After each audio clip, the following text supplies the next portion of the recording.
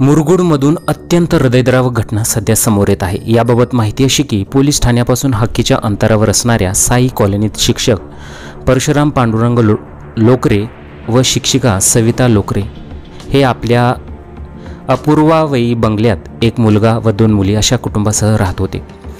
परशुराम व त्यांची पत्नी सविता यांच्यात कौटुंबिक कारणातून वारंवार वाद होते।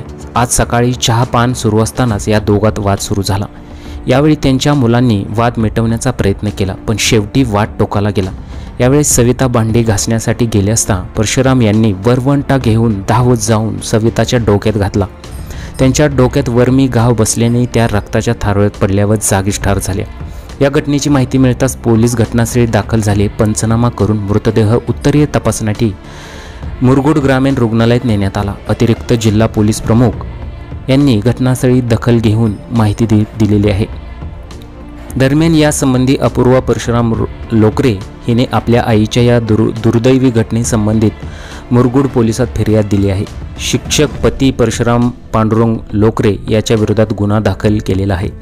शिक्षक लोकरे कुटुंबातील मुलगी अपूर्वा ही नुकतीच सेट परीक्षा उत्तीर्ण झाली होती, तर मुलगा अनिरुद्ध याचे नुकतेच भारतीय नेव्हीसाठी निवड झाली होती।